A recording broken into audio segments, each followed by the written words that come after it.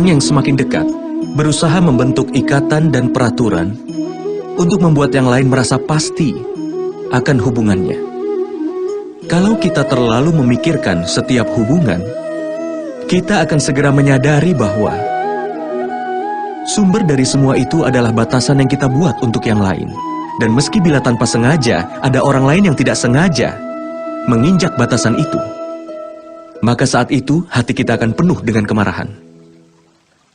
Apa sebenarnya bentuk asli dari batasan itu? Pernahkah kita memikirkan itu?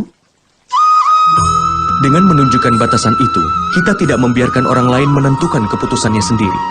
Kita memaksakan keputusan kita pada orang lain. Dengan kata lain, kita menolak kebebasan yang dimiliki orang lain. Dan saat sebuah kebebasan ditolak, hatinya akan penuh dengan penderitaan. Dan saat dia menghancurkan batasan itu, hati kita akan penuh dengan kemurkaan. Bukankah itu yang selalu terjadi?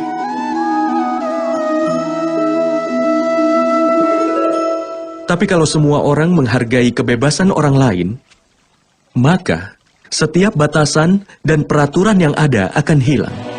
Dengan kata lain, seperti juga kesepakatan adalah tubuh dari sebuah hubungan.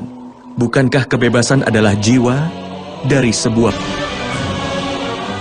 Pikirkanlah itu.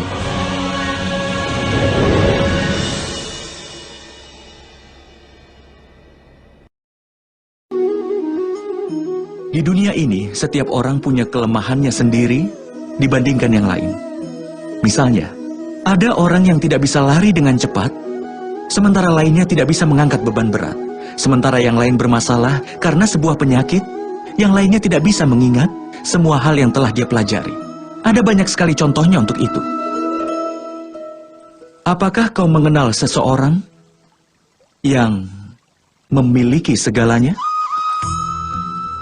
Dan satu-satunya kelemahan kita itu dianggap sebagai bagian penting dari hidup kita. Itu melahirkan kesedihan dan kekecewaan dalam hati kita sendiri. Kelemahan itu entah sebuah cacat bawaan atau diwariskan takdir dengan kelemahan yang sama, di mana seseorang yang terpengaruh olehnya tidak bisa mengalahkannya. Tapi ada juga beberapa orang di mana dengan kebenaran dan kerja keras bisa mengalahkan kelemahan mereka. Apa yang membedakan orang seperti itu dan yang lain? Apa kau pernah memikirkannya? Ada jawaban yang sederhana untuk itu. Seseorang yang tidak membiarkan kelemahan mengalahkannya, dan dia memiliki kebenaran di dalam hatinya, pasti akan mampu mengalahkan kelemahannya. Dengan kata lain, Tuhan mungkin memberikan satu kelemahan, atau mungkin lebih. Namun itu hanya ditentukan oleh orang itu sendiri. Pikirkanlah itu.